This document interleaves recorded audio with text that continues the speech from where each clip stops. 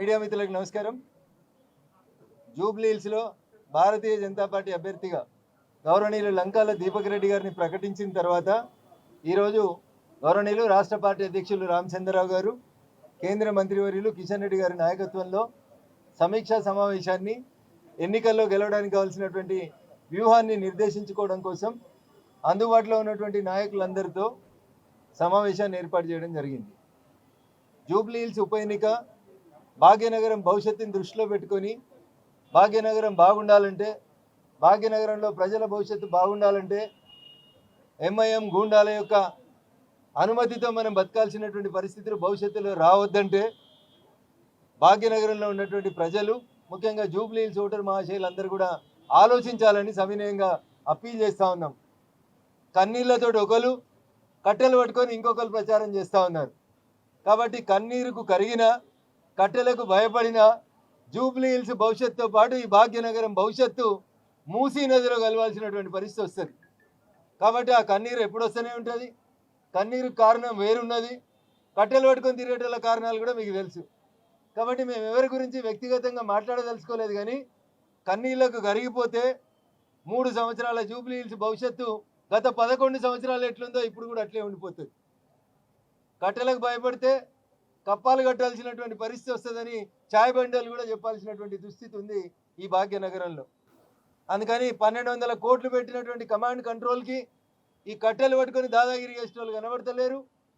భాగ్యనగరం భవిష్యత్తు ఆగం కావద్దంటే Bharatiya Janata party Jubilee హిల్స్లో ఎట్లా గెలవాలి, ఎందుకు గెలవాలి అనేటువంటి విషయంలో సుదీర్ఘంగా చర్చించుకోవడం జరిగింది. మా అభ్యర్థి నామినేషన్ల చివరి రోజు అయినటువంటి 21వ తారీఖు రోజు తాను నామినేషన్ వేయబోతా ఉన్నారు. ఆ నామినేషన్ వేసేటువంటి కార్యక్రమం నుంచి ఓటరు మహాశైల ఆలోచన విధానంలో ఎట్లా మార్పు తీసుకోవాలి, ఎట్లా మార్పు తీసుకురావాలనే విషయం లోపల సోషల్ మీడియాలో, కొన్ని యూట్యూబ్ ఛానళ్లలో భారతీయ జనతా పార్టీ గురించి, భారతీయ జనతా పార్టీ నాయకత్వం గురించి జరుగుతున్నటువంటి తప్పుడు ప్రచారాన్ని ఎప్పటికప్పుడు ఎట్లా ఖండించాలనేటువంటి విషయంతో పాటు పత్రికా యాజమాన్యాలకి, ఎలక్ట్రానిక్ ప్రింట్ మీడియా పెద్దలందరికీ కూడా మేము సగౌరవంగా చేసేటువంటి అప్పీల్ ఒకటే. 3 సార్లు వరుసగా ఈ దేశాన్ని పాలిస్తున్న పార్టీ, తెలంగాణలో పార్లమెంటుకు జరిగిన ఎన్నికల్లో అధికారంలో ఉన్న పార్టీతో సమానంగా ఎంపీలను గెలిచిన పార్టీ కాబట్టి గౌరవ పెద్దలందరూ కూడా సవినయంగా చేసేటువంటి అప్పీల్, ఇతర పార్టీలకు వస్తున్నటువంటి కవరేజ్ ఎంత ఉంటుందో దయచేసి భారతీయ జనతా పార్టీ కూడా అంతే కవరేజ్ ఇవ్వాలని సవినయంగా 2 చేతులు జోడించి విజ్ఞప్తి చేస్తా ఉన్నాం యాజమాన్యాలకి, ప్రింట్ మీడియా, ఎలక్ట్రానిక్ మీడియా యాజమాన్యాలకి. భవిష్యత్తు మాది, భవిష్యత్తులో భాగ్యనగరాన్ని పాలించేది మేము. ఈ దేశం మా చేతిలోనే సుభిక్షంగా ఉందని దేశమంతా నమ్ముతుంది. కాబట్టి తెలంగాణలో ఉన్నటువంటి మా పత్రికా యాజమాన్యాలు, ఎలక్ట్రానిక్ మీడియా యాజమాన్యాలు కూడా మా మాటను విశ్వసించాలి, మా నాయకత్వానికి అండగా ఉండాలని చెప్పి కూడా ఈ సందర్భంగా అప్పీల్ చేస్తూ ఉన్నాం. సోషల్ మీడియాలో తప్పుడు వార్తలు, తప్పుడు సర్వేలు వస్తున్నాయి. వీళ్ళకి ఇంత ఓటింగ్ వచ్చింది, వాళ్ళకి అంత ఓటింగ్ వచ్చిందని. అరే క్యాండిడేట్ డిక్లేర్ అయ్యి 24 గంటలు కాలే. వారి మీరు సర్వే ఎప్పుడు రాత్రి, మీరు సర్వే ఎప్పుడు ఎత్తిరి, ఎవరిని అడిగితిరి, ఏసీ రూమ్లో కూర్చొని సర్వే రిపోర్ట్లు రాస్తురో దయచేసి పార్టీల ఇమేజ్ని డ్యామేజ్ చేసేందుకు ఇట్లాంటి తప్పుడు వార్తలు ఎవరు కూడా ప్రసారం చేయొద్దని మీడియా మిత్రులకి, ఆ యూట్యూబ్ ఛానల్ మిత్రులకు కూడా సవినయంగా అప్పీల్ చేస్తూ ఉన్నాం.